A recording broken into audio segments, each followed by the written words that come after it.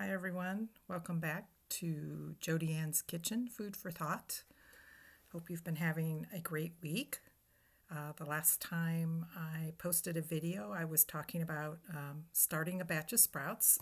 And I have them here to show you. That was 4 days ago, and this is how far they've come in 4 days. So this is the jar that I soaked them in, and then each day I rinse the sprouts, pour out the excess water through the screen, then set them in this drainage tray. So as you can see, they've really come alive from just a tablespoon of tiny little seeds to it's almost probably a cup and a half of sprouts. I'm going to let these keep going for another 2 days. They'll get greener and larger, but the leaves will actually get greener to a dark green. And then I will harvest them, which means I'll just put them in a giant bowl of water and swirl it around, scoop out all the little hulls of the seeds because I don't like to eat those. They won't hurt you, but they look prettier without them. They float to the top and I scrape them out. And then pat them dry with paper towel and put them in a container with more paper towels in the bottom and enjoy them with my salads. So, excuse my arm reaching across. The other new project I have that I talked about, it just came in the mail yesterday, is this nifty little sprouting cup that you can use inside a mason jar. And I've soaked some sunflower seeds for 12 hours and drained them and put them in this little cup. And I'm going to rinse them twice a day. And then when I start to see the roots go down througthe little holes in the bottom of the cup, the directions are to then fill this with water, not all the way up so that it's touching, but just enough that the roots can start dipping into the water. And then these should start growing into sunflower sprouts. I'm really excited because I love sunflower sprouts. They're very crunchy and sweet. I've never grown them at home, so hopefully this works. I'm not sure how this works because I don't want them to dry out in here, so I'm going to go check the directions. Maybe they need a lid to keep them dry. If any of you guys know anything about this, send me a message. But sprouts are a fantastic way to add crunch and flavor and nutrients into any kind of a salad or a wrap or a smoothie. So those are my 2 sprouting projects. Now the other thing that's really amazing on salads is, of course, the dressing. And in an earlier video, I talked about a quick dressing that you can whisk together with just 3 ingredients. But in addition to that, I've found some amazing oil-free, make-it-yourself salad dressings. They're from this guy's book, Matt Bennett. And in his book, he talks all about nutrients and ways to make amazing, very delicious, giant salads, even as you weigh them to make sure you're eating a big enough salad. If you're truly wanting to go raw vegan, this guy knows what he's talking about. But in the back of the book are all these amazing recipes, and I tried almost all of them. I think there are like 30 of them in this book. Found the ones I like the best, and I just typed them up on a sheet that I keep in my kitchen.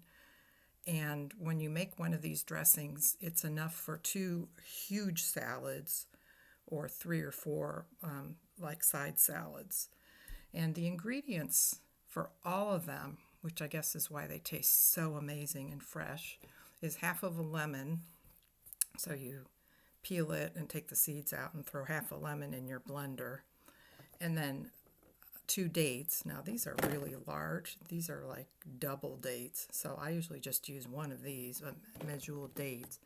So water, a date, and a lemon, that creates your kind of sweet and tangy base. Every single recipe of his starts with that without fail. So pretty much if you make these often, you don't really even have to look at that part of the recipe. And then the unique flavoring for each one comes from either sesame seeds or raw sunflower seeds. There are a couple that maybe used some other kind of nut, which escapes me right now, maybe macadamia nuts. But when you try some of these dressings, you'll notice this burst of fresh flavor and really interesting flavors. Like my favorite dressing of all 40, 50 that I've tried, because he has a second book, which, guess what, has even more different salad dressing recipes. But my favorite is called the Cuminator, and it uses cumin as one of the main ingredients and like a quarter of a cup of chopped fresh red pepper and one other spice. And anyway, it's like a taco oriented kind of dressing. So if you have a giant salad, put that dressing on it, maybe have a few corn tortilla chips along with your salad. You feel like you've had a major Mexican salad experience. He has dressings that use cranberries and dill and things that I can't eat, like onion and garlic. So if you want to experiment with some things that, satisfy your palate, I would recommend checking out his book. I got it on Amazon. I found him. I was researching a vegan retreat that was being held, and I was curious about what kind of speakers they had, and he was one of the speakers that was listed. So I went to his website and saw that he has this book about salads, and then he has another book about how to make the transition to eating fully raw as a vegan, which is also a great read, because even if you don't go fully raw, just reading about the options for an interim way to eat, how to gradually, release things from your diet that you're not going to eat anymore. And like he has like transition recipes, things that aren't necessarily raw, or they're raw, but you can heat them up if you miss eating, hot food. Sometimes temperature is a big factor. It is for me. That's why I'm not 100% raw vegan.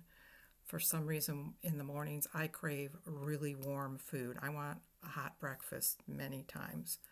And I'm not talking about having a cup of tea. I'm talking about, a vegan egg scramble or sausage, something that is warm. I don't know what that means. I'm sure there are people who know a lot about Ayurvedic body types and hot and cold food cravings, so maybe it has something to do with that. It's certainly not because I grew up having a hot breakfast every day. It's just something I found I prefer. Other days I'm fine making a smoothie or having, like a high protein cereal with a protein drink poured on as the milk. But salads are great the rest of the day, and I usually like to have them at lunch, sometimes for dinner. But if you have your own sprouts to add, which gives it a lot of flavor and vitality, and then a dressing that you can whip up if you've got a blender, it's pretty quick and easy and delicious. Salads take on a whole new dimension. It's just, it's amazing the different kinds of flavors that you would never expect to put in a salad. As I said, the cranberry one actually also uses anise, which is a spice that tastes like licorice. So you've got like this cranberry licorice flavor. And I was skeptical at first, and when I tried it, it was like I made it every day or every other day, however long it lasted, for like a whole week. That's all I could get. Couldn't get enough of it because it was so different and it was so complementary to the greens. It was amazing, and it was this gorgeous magenta color because of the cranberries. So you never know what you might discover. There are probably 20 out of the 40 or 50 or so that he published that I've typed up for myself to use, and there are probably 5 that I just use over and over. All of us are like that, I think. You set out to learn a new way to eat, and it seems overwhelming, and there are all these recipes and all these ideas, but if you experiment and try a few of them, or go to the grocery store and buy a few things, eventually you'll zoom in on 1 or 2 that you just really love, and they just become a regular part of your eating experience. It might be something you now eat once a week or twice a week that you had never heard of or tried before. So it can be a little bit of work to put yourself out there and explore new things, but once you find some, You don't have to remember all this stuff, and you don't have to restock your whole kitchen and your pantry and your refrigerator with all these new things. Try integrating a couple of new things. It can really change your eating experience. And, any of us who are fortunate enough to be able to eat, we have our teeth, we've got our digestion, we've got a budget that allows us to buy fresh foods and eat healthy things. It's a real blessing. And if you can enjoy it even more and be doing better things for your body, it really pays off to go on that journey and try some things out. So I hope you enjoyed this little episode about sprouts and some salad dressings that are oil-free. Feel free to message me if you have any other ideas or suggestions or your reaction if you do try some of these things. And I hope you have a great next few days. Thanks for joining me. Bye-bye.